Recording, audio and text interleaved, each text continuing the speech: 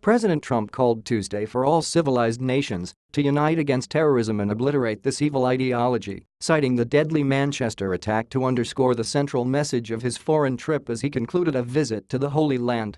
All civilized nations must be united in this effort.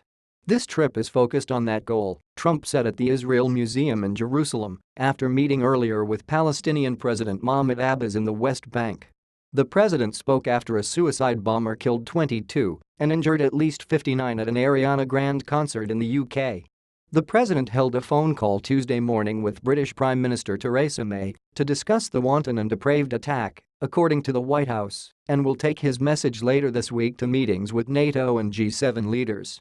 During earlier remarks in Bethlehem, Trump offered his condolences to the victims, calling such attackers the evil losers in life.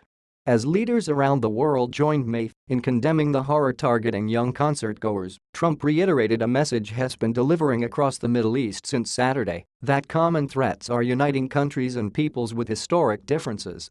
Trump, since the start of his trip, has focused on the threat from Iran, suggesting it could unite countries like Saudi Arabia and Israel, and again mentioned threats like Hamas and Hezbollah during remarks at the Israel Museum. "We are telling you right now that Iran will not have nuclear weapons," he vowed. But, citing Manchester, Trump said his overall goal is bringing nations together toward defeating terrorism and crushing the hateful ideology. Dozens of innocent people, beautiful young children, savagely murdered in this heinous attack upon humanity, he said. Trump on Tuesday also visited the Holocaust Memorial Yad Vashem, where he and First Lady Melania Trump laid a wreath in honor of concentration camp victims.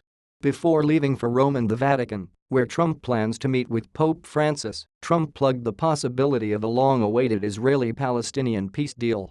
Referencing his meeting with Abbas, he said, "The Palestinians are ready to reach for peace, and Israeli Prime Minister Benjamin Netanyahu wants peace too." He and Netanyahu both affirmed the strength of the US-Israel bond before parting ways. Trump will now carry his anti-terrorism message to meetings with NATO and G7 partners in Europe later this week. He is expected to press NATO leaders to commit more resources to the alliance during a meeting in Brussels and then travel for a G7 meeting in Sicily.